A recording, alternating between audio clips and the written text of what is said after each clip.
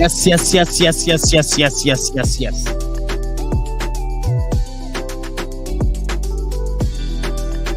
in case you don't know, I swear down, now you know.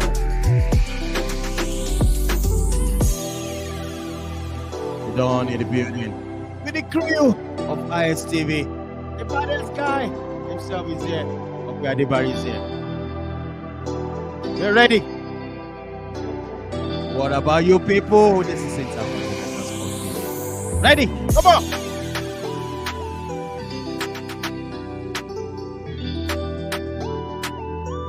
Let's smash a like on the video. Let's get set. If you are watching this for the first time, what are you waiting for? This is where it's happening. We're talking about sports tonight, baby. That being said, today, join us. It's going to be loud tonight.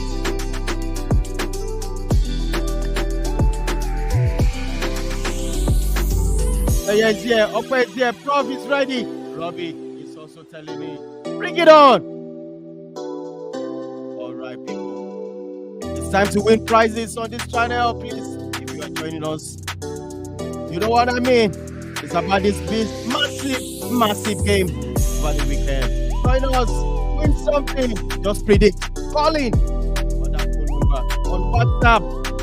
You know what I mean. Just call in. Predict. You win something. 1,000 naira. I'm not saying $2,000, baby. All right, people. Get your cock. Start calling. Talk about your comments. Come on. About this massive game. Pirates will hear and win tonight. All right. I'm going to call it a great man. He loves this. All right, let's start, baby. Let's start proper. Proper, talk to me. Are you ready? Yo, the Dawn. I'm ready, man. Happy Friday. Thank God it's Friday. It's a pleasure. Thank God it's Friday. I know. All right, you're welcome. You're welcome. All right, next country. Say himself. Say, talk to me. Are you ready? Yeah, good evening, The Dawn. It's always great to talk football. I think we had an interesting week of action across some of the leagues, also in the FA Cup. Looking forward to this weekend, looking forward to tonight's debate, even though I feel it's only between two clubs. But I guess you more or less shoehorned your darling club into this, but I won't complain, Sha.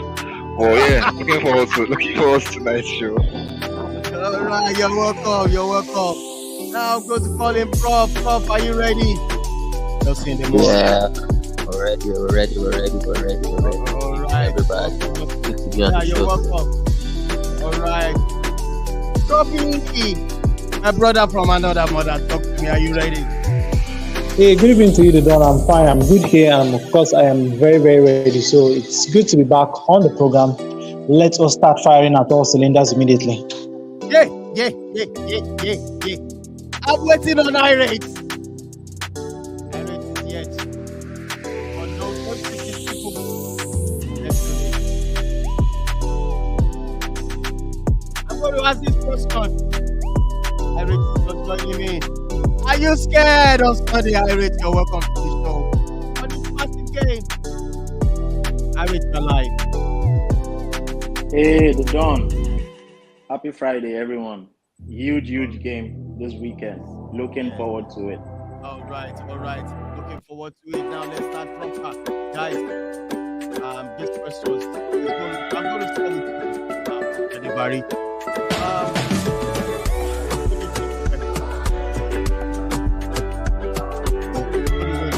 The Dawn, I can barely hear you.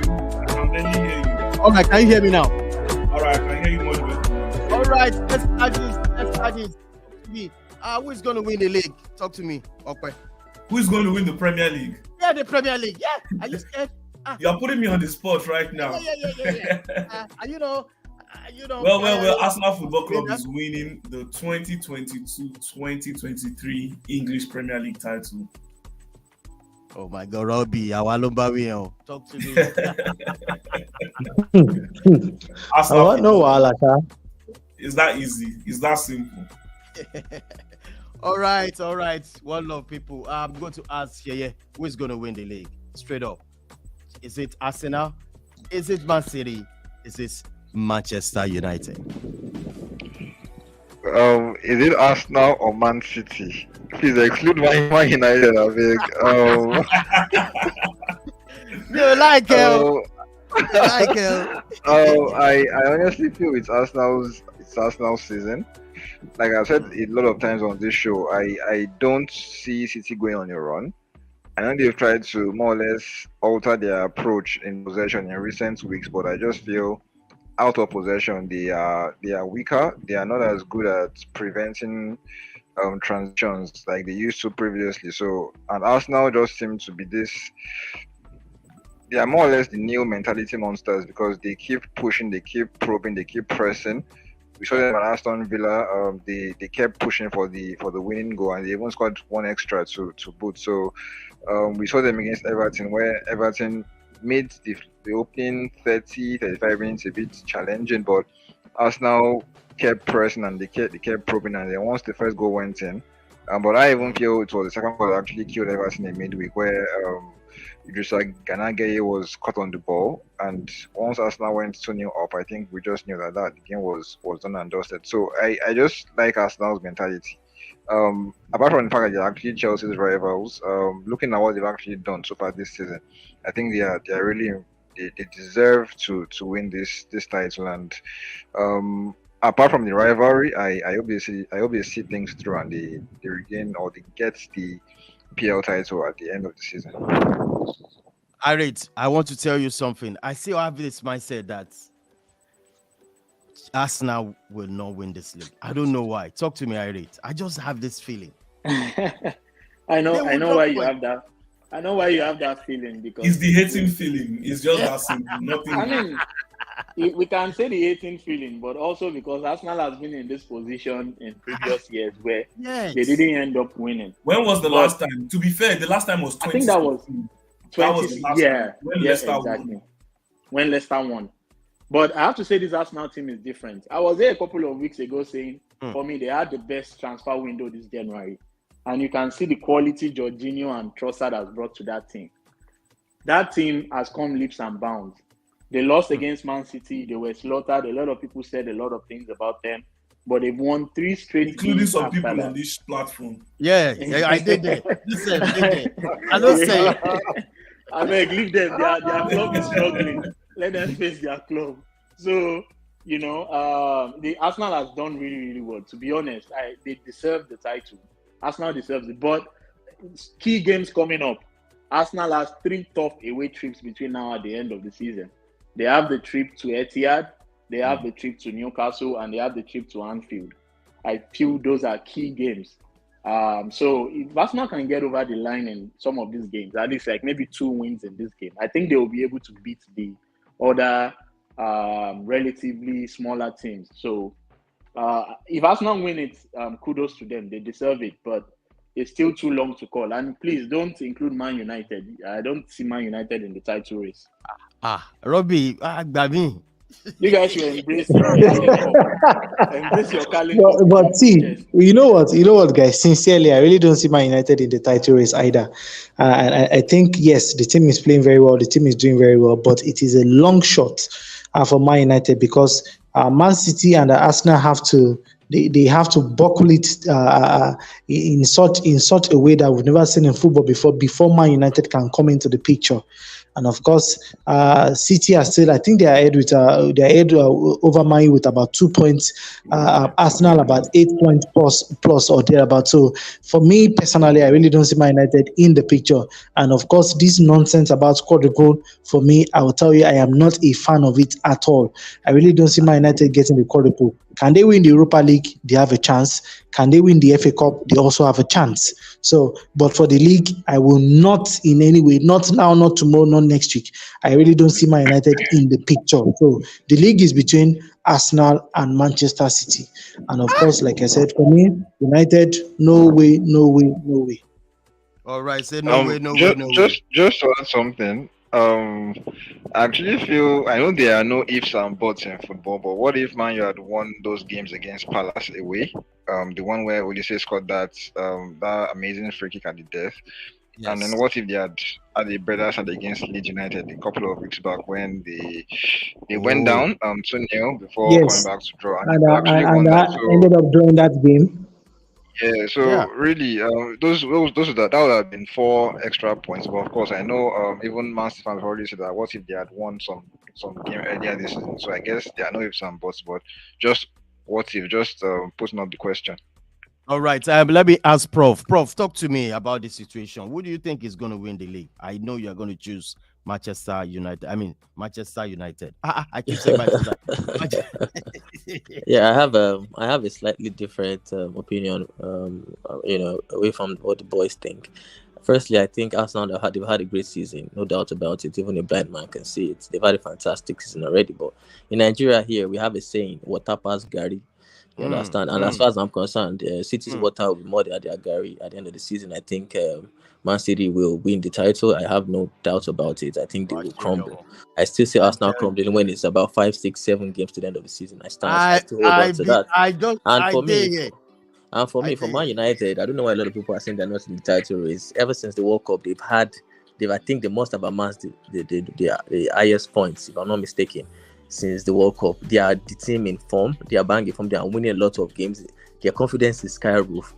They are 2 points away from City. For me, I think Man United are in the title race, and we will get the picture when they go to Anfield and trash Liverpool, because I think that's what will happen. Oh my goodness! And then people will now understand that Man United are in the title race. I think they're very underrated team, and they are very strong this season. So there's no doubt about it. For me, they are the title race. Prof, you're tickling me. Stop it. Manchester United. Prof is giving you false hope.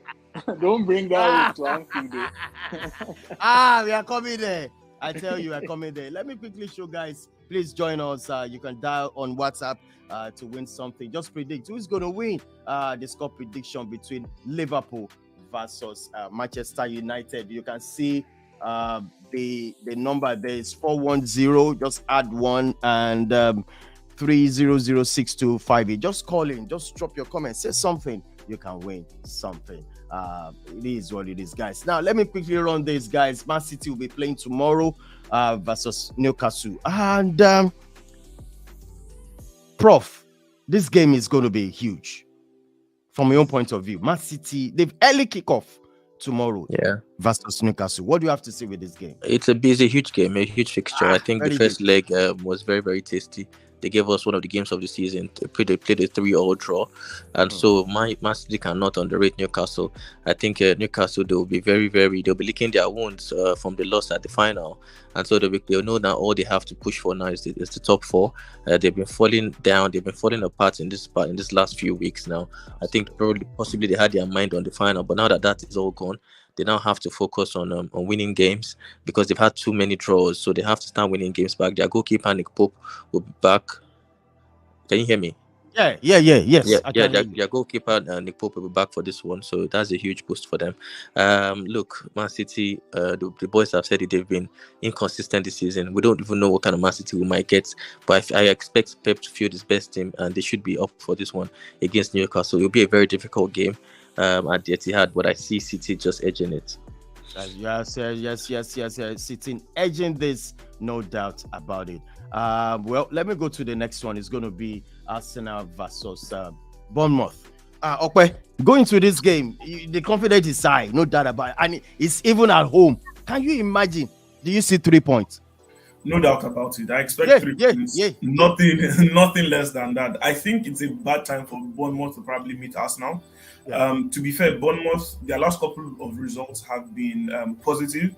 They made some valuable signings in January who have made great additions to their team, and they've tried as much as possible to get as many points as they can, in the fight for relegation battle. And, my last 2 was the relegation battle. When you have teams in this mix, the truth is that you can never really predict what their games could be like. They could either lose in a very disgraceful manner, or they could pull up some of the biggest upsets in that Premier League season. So even though Arsenal are high on confidence, things are going well in the camp. Players are coming back from injuries. They should be aware of the threats that Bournemouth poses, and because Bournemouth can go into this game with two strategies, if you ask me.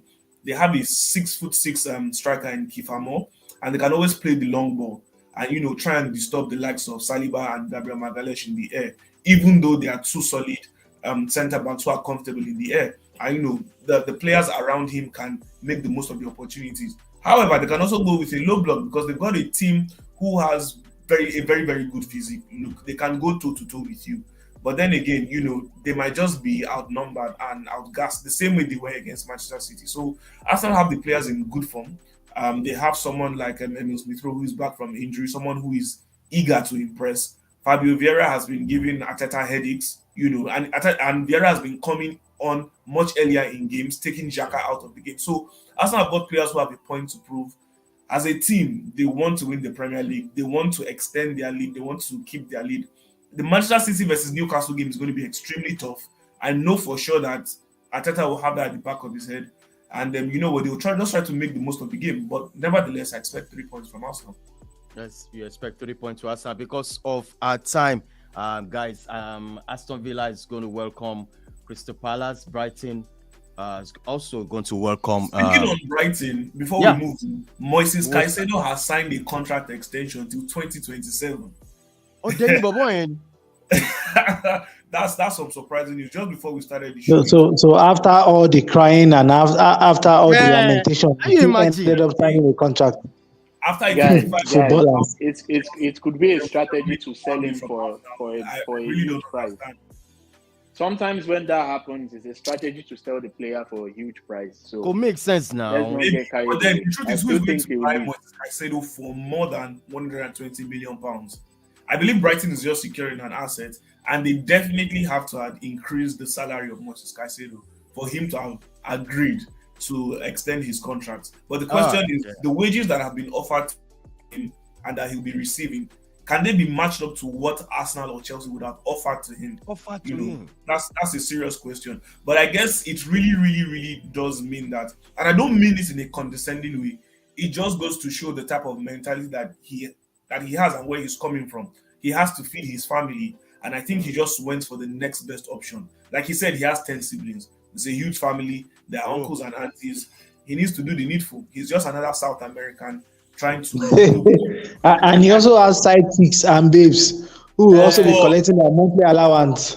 Of course. Let's not forget Oscar, who was at Chelsea at the age of 25. Instead of staying at Chelsea or even going to Juventus, who was interested in him, he went to China and he made it clear he was for money. He had a family to feed. Carlos Tevez, when he came to West Ham, he said after 2 months he was able to build houses for his uncles and aunties, not even his immediate family. So, the state of South Americans is different. All right, let's move on to the biggest, well, I would say biggest. I'm talking about Chelsea versus Leeds. I want to ask, Prof. I say, they could have combined together. Cheye just quiet nowadays. I don't know what. We are hearing news that this game is a huge one for Graham Potter. I think this game and the game against the side Potter's future. That's what I've been hearing for the past 1 hour. So I think the board is going to take a decision. If he loses maybe this Leeds game and possibly the Dortmund game, he might walk away. They might sack him. So that's what I'm hearing. He has a 5-year contract. He's not going. He must finish his job. He must first term deserve another term. He must finish his 5 years. All right, Prof. Continue. So going to this game now. Do you see anything 3 points? Well, I can't say because tell us what's happening. The manager came out again, and the likes of Rhys James, he feels he has something on his hamstring. He won't play. His hamstring, he won't play. Thiago Silva is out for another 6 weeks. So look at a team that's already there. They can't even perform, with complete players, and now we have the key players going away. So it's not sure that we're going to get the 3 points. We don't have a goal scorer. We don't know where do you agree? Is going to come from. Shaye. Yes, I'm listening. It's okay. To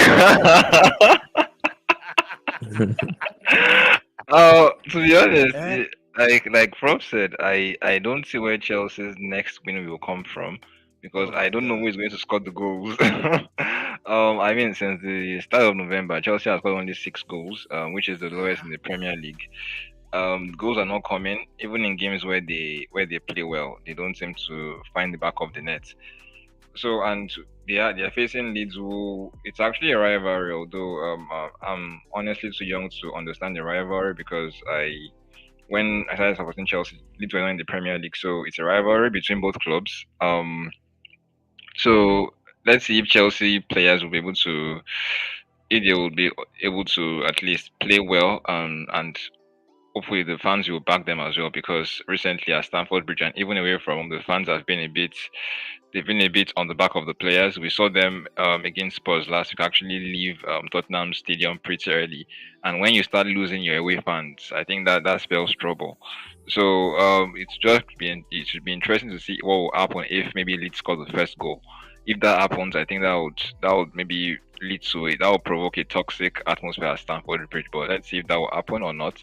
But Leeds against Southampton last week, they actually looked pretty decent. They played more balls into the box. They were crossing quite repeatedly. So, and without Thiago Silva, I think Chelsea's defense can be a bit shaky. Without Reece James, that right flank will lack the required verve. So this is going to be a pretty tough one, and it's actually quite funny because this should actually be 3 points for Chelsea on paper, but looking at how things have been in recent weeks or in recent months, it's really not it's not going to be straightforward. So let's see what happens. But I can't put my money on Chelsea at the moment. All right.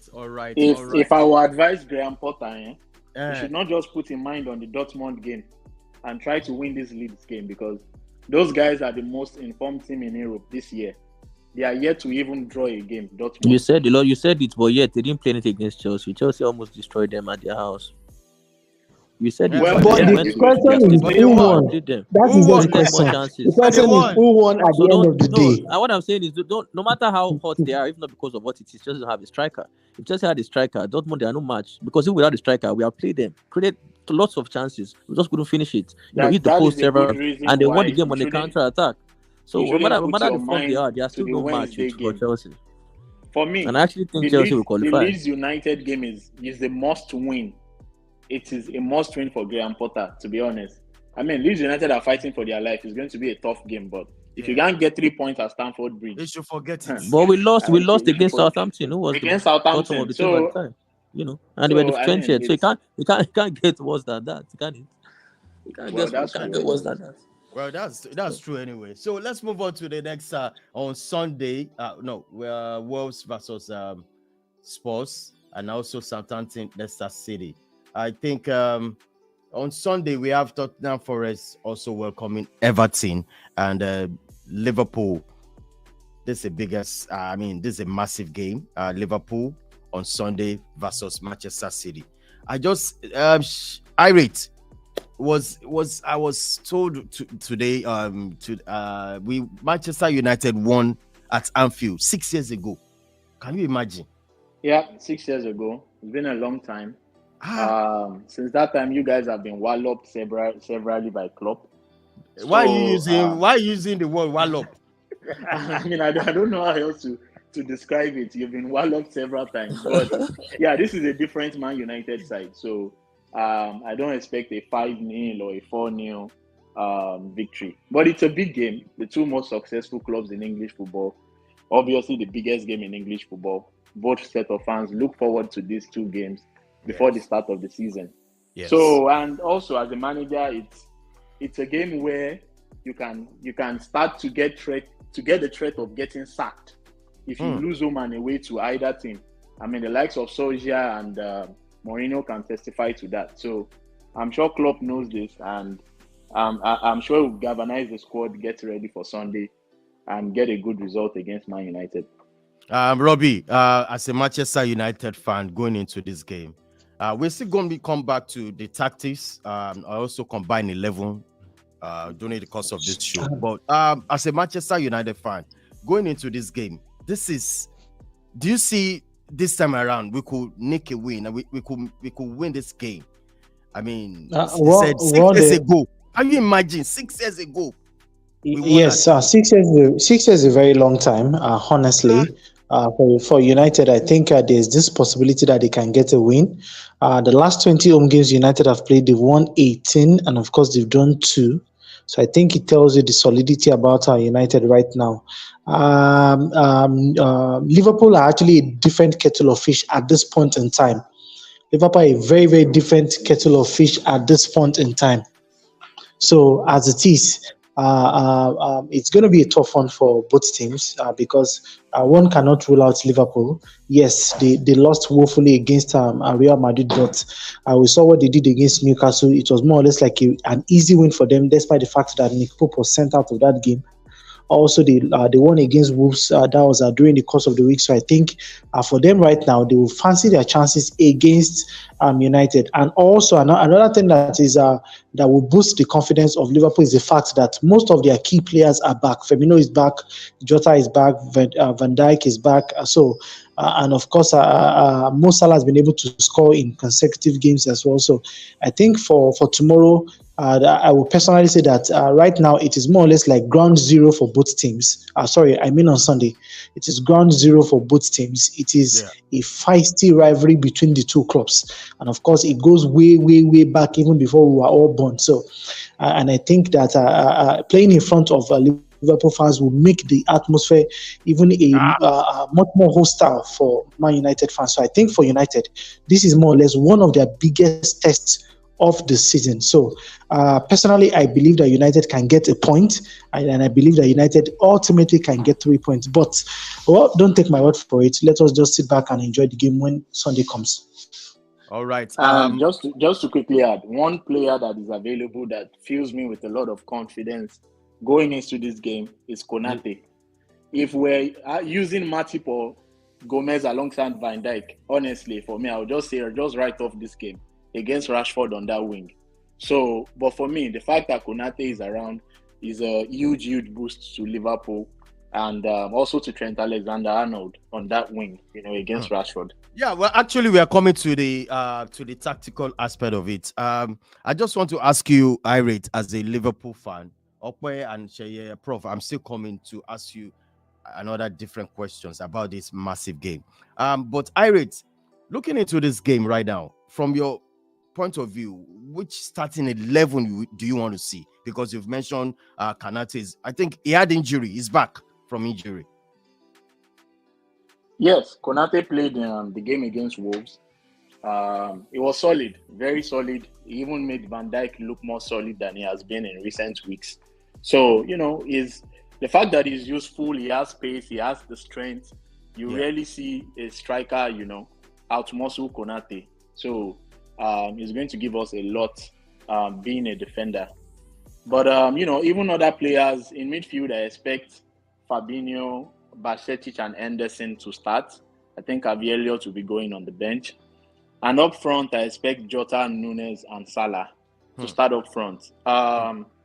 The news that has come out from Anfield today is that Roberto Firmino will be leaving at the end of the season, which is sad. He has been a fan favorite since he arrived. So, but Liverpool already has a lot of other options up front to move on from Firmino.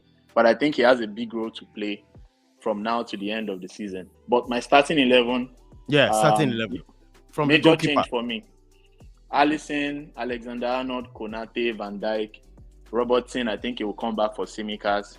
Then Fabinho in midfield with Basetic and Henderson beside him. Then up front, Nunes, Salah, and Jota. Wow, and Jota.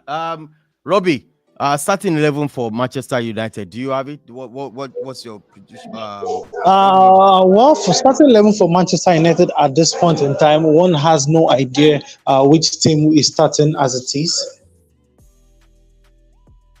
So I think the team that started last week, more or less, except for the fact that there will be some changes in the midfield, is just more or less what is going on at this point in time. All right. From the Manchester United, I think all our players. Let me start from De Gea is going to play. Seeing Luke Shaw should come in. I think he has some injury or sickness, last week. He couldn't feature in the last game. So I think Lucio should be back. And I want our AWB to be back instead of Dalot. I want him back there. And also the two center great defender. Let me say the great in this. Okay, do you want to argue the best defender partnership this season? Varane and Lisandro Martinez. Of course, it's arguable because you have William Saliba and Gabriel Magalhaes. You've got Sven Botman and Fabian Schär, if I'm not mistaken. There've been some formidable centre-back partnerships this season in the Premier League, but definitely, I think it would be a crime if you don't mention Rafael Varane and Lisandro Martinez. They've been a very, very good, formidable pair. But I think at the end of the day, you would crown the best with the pair that has the most clean sheets, or the pair that has conceded less goals. But nevertheless, they are in that conversation. Do you see what I'm doing? Saliba there. They're in that conversation, but I'm not going to tell you outrightly that they are the best because they have conceded goals. Both of them, both Varane and Lisandro Martinez, have missed a good number of games, compared to the other two centre-back pairings that I have mentioned. Saliba and Gabriel Magalhaes have not missed a game for Arsenal this season. Sven Botman and Fabian Schär haven't missed a game for Newcastle either in the Premier League this season. So in that case, I'm sure if I go to the records, the pairing of Varane and Lisandro Martinez will have less appearances and will probably not be competing well enough in terms of the number of clean sheets that have been kept. Because before the inclusion of Casemiro into the squad, Man United were drinking goals. And I mean, even in this game against Liverpool, don't be surprised. It's a fact, Don't be surprised. If I made a running mount, no worry, make it continue. No, it's facts. The numbers are there to speak to what I'm talking about. But definitely, they are in that conversation. All right, I'm going to go with Casemiro and Sabitzer in the midfield. And also on the right, I want this guy to fill in there. Talking about Bruno should be on the right instead of Anthony. And also on the left, I want Garnacho to start this game. So that trend, okay, let me ask you something. Are you, Robbie, talk about Garnacho going into this game. What do you feel? I mean, I unfortunately, I don't think Garnacho is going to start that much because more or less this is not a cup game, so I don't see Erik ten Hag starting Garnacho in that game. Most likely, Anthony will start in place of Garnacho, and maybe later in the game we'll see Garnacho coming for Anthony. Let's say up front, we're possibly going to see Rashford, Vegas, and more or less Sancho or Anthony in that. That is my prediction for the front three. As it is in the midfield, we probably will see Casemiro, Bruno Fernandes, and I am not sure who the third man will be. Maybe in this case, possibly Sabitzer. So I don't know if he's going to go with Fred or he's going to go with Sabitzer. So those are more or less the middle three, and of course the front three for me. So, but Garnacho, I don't see him starting tomorrow. All right, let's move on to the tactical aspect of this game. Irate, what exactly are you expecting your in terms of tactics from Liverpool? What are you expecting? Is it 4-3, the same 4-3-3, and how do you want to? How do you want to explain? Jurgen Klopp is a 4-3-3 man. He really moves away from that formation, even in times of trouble, which I think is not good enough. But we'll go with 4-3-3. I think Liverpool will play on the crowd noise, and the crowd will try to suck the ball into the net. But overall, I see lots of energy, pressing, being on the front foot. Liverpool is really on the back foot at home, playing at Anfield. So I think Ten Hag would be mindful of that, and he'll probably want to play on it with the counter-attack, especially with Rashford and Trent Alexander-Arnold on that wing. So, but high pressing, lots of energy. I think Liverpool will want to make a point, especially if the result, ManCity Newcastle result goes for Liverpool. If ManCity win, Liverpool will try to close that gap to the top four. And also, drag United away from that title race conversation and back into a top four conversation with us. So 3 points for us will be huge for the top four race. And also, to make sure that we are not on the receiving end of home and away beating from Man United. I don't remember the last time that happened. So I'm sure the players will be up and ready for this game. Yes, absolutely. Now let me ask other fans like Prof is Chelsea fan. How do you see this game, Prof? Look, I said it earlier. I can't look beyond the Man United win at this game at Anfield because largely this season Liverpool have been highly inconsistent, and if there's any team that showed consistency to me this season, I mean so far, is Man United, especially since the World Cup. They've been highly consistent. They know how to come back. They lose games and they come back to get something out of the game. Like I said, I couldn't have praised Erik ten Hag enough. For me, he's been the best in-game manager this season. During the game, he knows what to do. He knows how to read the game, what to change, how to affect it. He's got players from the bench like Garnacho, who are very youthful and raw, who can come in and take players on and create chances. Look, the midfield battle, Casemiro, we can't speak highly of him. He's been the signing of the season. I'd see no match, for him in that middle of the park. I think he's going to have a field day at Anfield in the middle of the park because we are playing against Fabinho, who's been out of form, who's been out of sorts, and Basic, the young man. We saw what Madrid did to them at Anfield. I'm not expecting similar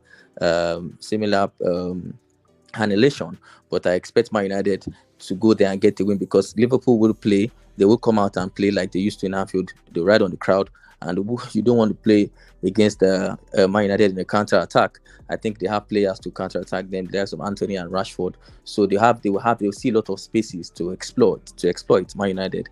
And look, the defense for Man United is so solid. Varane and Martinez, if they use Wan-Bissaka and Luke Shaw, I see very, very solid back forward there with De Gea, who's been in top form as well, making saves after save. So I do not see Liverpool getting a win. I see Man United going there and getting 3 points. This guy know football. I tell you, Prof knows sabi ball. Prof sabi ball. Say yeah. Yeah. Madami. I actually feel the same way. To be fair, I didn't even know I didn't know about the start that Man U had not won at Anfield since 2016. And I heard something earlier today that look, if Man U are to beat Liverpool at Anfield, this is actually their best chance in years because right now they have the momentum, they are playing better, and regardless of Liverpool's recent run of results, barring that collapse against Real Madrid in Champions League, I'm still not convinced by how they are playing.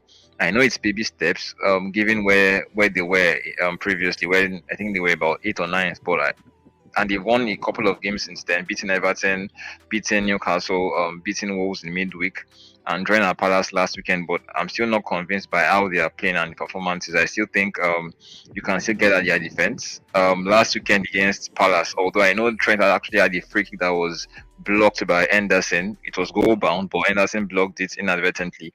But there were a couple of occasions where Trent lost the ball in dangerous areas in his zone, which Palace would actually have taken advantage of. Man U obviously they have better quality than Crystal Palace, so those sort of mistakes can't be allowed to happen by Liverpool. So, and Man U we know can be a pretty impressive pressing and counter-pressing side. So if they win the ball in those sort of areas, they'll be able to punish Liverpool, a team that I still don't think are confident enough.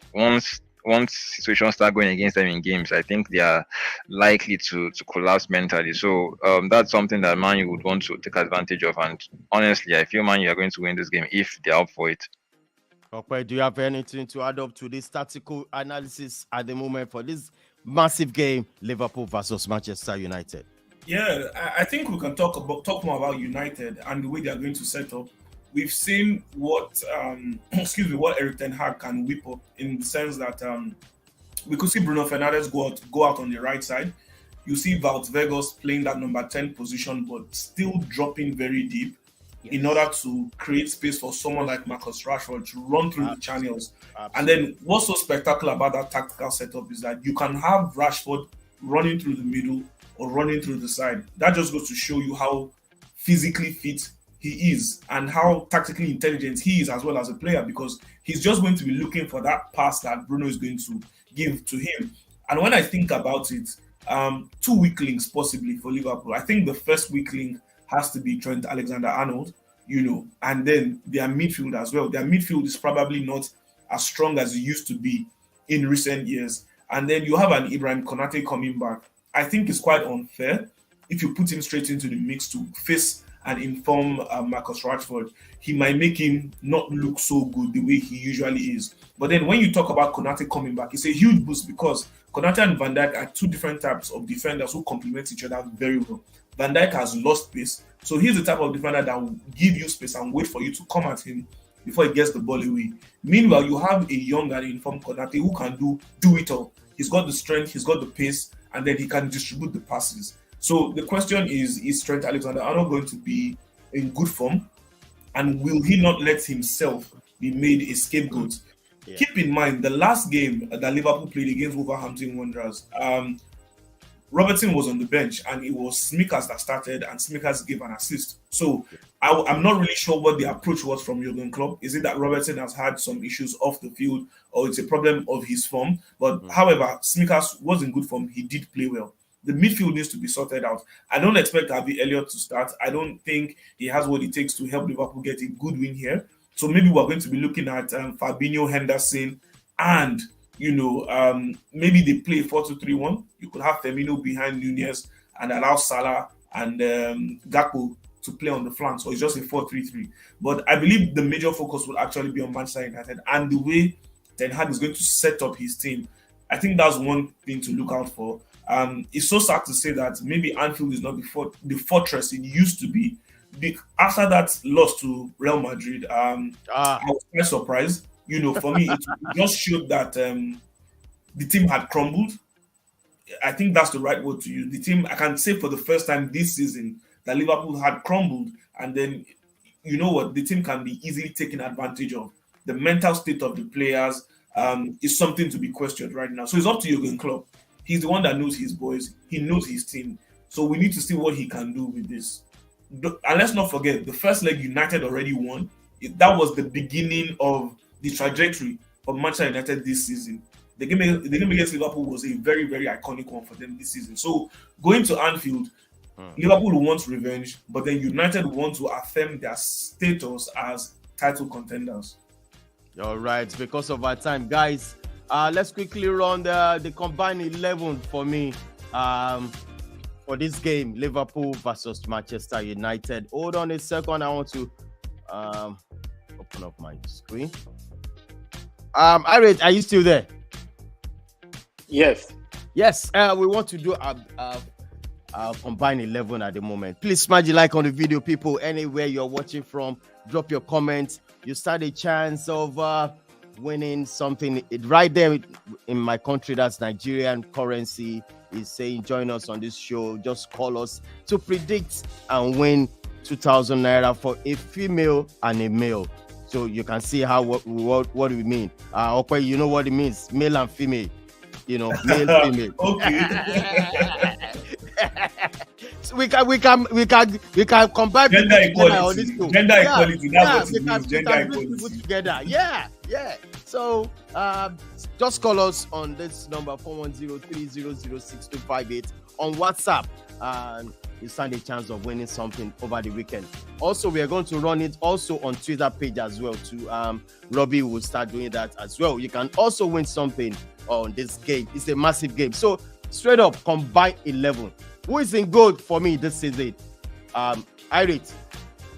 David De Gea. You're there for. What am I doing? Robbie, do you agree? He said absolutely. Yes, I agree with him. David De Gea has been in wonderful form, and of course, he just broke was it Peter Schmeichel's record of 180 clean sheets, and he did that going one better, and of course, he has a 181 clean sheets for Manchester United. So I think I agree with that assertion that David De Gea should be in good.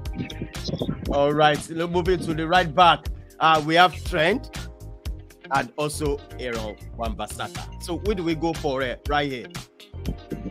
Irene, you are the host. I think Dallo should be there.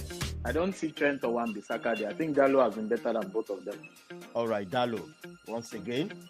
And let's move to the left back. We have Robinson this season, and also who's going to be on? Is it Luke Shaw or Malacia? Most likely it's going to be Luke Shaw. It's going to be Luke Shaw. Man, you say one. So now the two backs. Rough.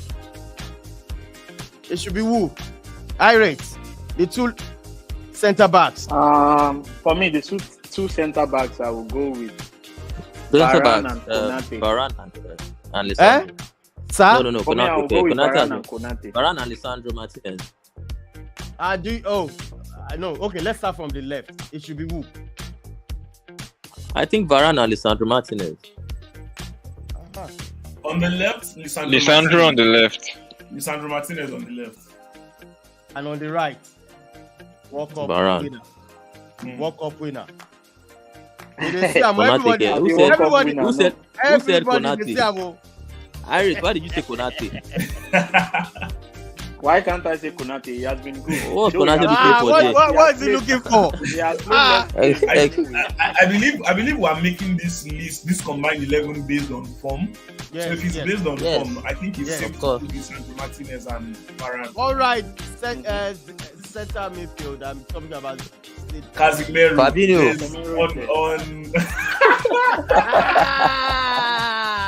Please. Carlos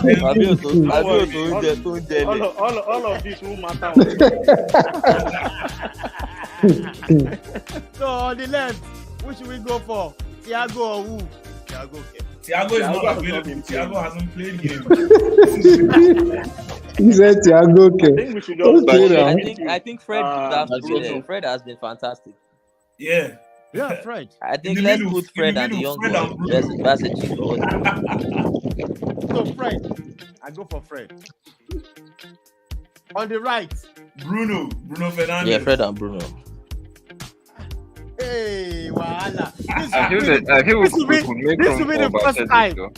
This will be the first time Manchester United will be. Oh my God, I can't believe this. On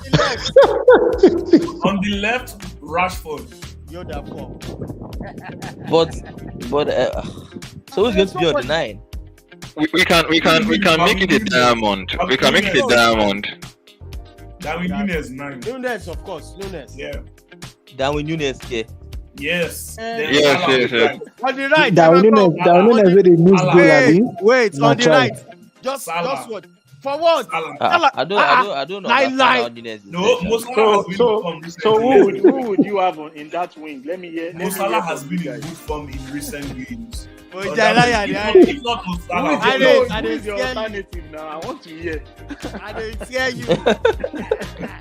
You want to hear? We say Anthony Abi. I want to hear Mr. Roundabout. I don't know. Mr. Roundabout. Any addition, any subtraction? No, this is perfect. This is the combined 11. But like I said, it won't matter on Sunday, so don't worry. I'm not worried at all. You heard it first, though. I said it first. We'll be back here on Monday. With this lineup, Man United must win. Okay. No shaking. We go win this match. So that was going to get us to the end of the show. But before we go, the score predictions matters in this game. Shaya, I'm going to start with you. On this game, this massive game, Liverpool versus Manchester United, what's your score prediction? Because we'll come back here on Monday. So talk to me. Liverpool 1, Man United 2. All right. Okay, talk to me on this one. Liverpool 0, Man United 3. That's it. What are we talking about? All right, Robbie. On this one, Robbie. Okay, well, Liverpool 1, United 3. I'm telling you. Irate, what's your score prediction on this game? Because we are coming back here Monday. Liverpool 3, United 1. Wow. Wow. You heard it here first on Intercontinental Sports. Definitely. We heard it here first. I can't believe this guy. With faith, I'll be or what? 3-1. The Sunday is almost here now. Yeah. We go see him. Yeah, we go. We go see him on Sunday. All right, guys. We're going to end up the show tonight. Is there anything you want to add or subtract? No. I think we can just touch on the fact that Roberto Firmino is not going to be extending his contract. I think Jurgen Klopp should just use this as the beginning of the transformation of the team. A lot of players need to lead that team, and Liverpool need to sign players who are going to make them competitive once again. It's sad to say, but it's the end of an era. A new dawn needs to start at Anfield. I'm talking about a new dawn. For me, like I'm watching what Klopp is doing this summer, and if he doesn't move Trent Alexander-Arnold into midfield and sign a right back, I think it will still be a joke. That man will sign a right back and move Trent. We saw the mistakes against Crystal Palace. If Trent should do that on Sunday, we are done. Honestly. So if we can't afford to have Trent costing us goals in games, it cost us in the Champions League final last season as well. So get the right back and move this man into midfield. That's where the review will start from for me. Yeah, and I mean, it looks sad. It looks like they already made a mistake in the transfer window by going for Calvin Ramsey, the Rangers young lad. He's been at Anfield. There's been that guy is injured. To make a Premier League appearance, struggling with injuries. He's not even a part of the squad. So, many questions there around Jurgen Klopp. Yes, guys. It's going to be a massive game on Sunday, guys. Shaye, thanks for showing up on this show. Thank you so much. Looking forward to your Monday. Yes, thank you, Don. Yeah, may leave no be to now. At this point, that won't be a surprising result, to be honest. Oh my God, that will not be a surprise. All right, Shaye, thank you so much for showing up. Okay, one love. Always a pleasure. Have a good weekend, everyone. All right, Robbie, we must win this match. No shakings. We go see. Definitely, we'll win on Sunday. Thank you so much for having me. So Iris, Sunday is a big day. It's a big day. Definitely. It's gonna be a big day. All right, thank you so much for showing up, bro. Thanks a lot, man. All right, that being said, people, you don't have to sign out at the moment, but don't forget, you can drop your comments. What's going to be the outcome of this game? I'm talking about Liverpool versus Manchester United. You can join us on our Twitter handle at ISTV_1 to win something right there this weekend. It's going to be massive. Please, if you are watching this for the first time, this is Intercontinental Sport TV. This is how we do it. This is how we roll. This is how we do it on this channel. Let me tell you something.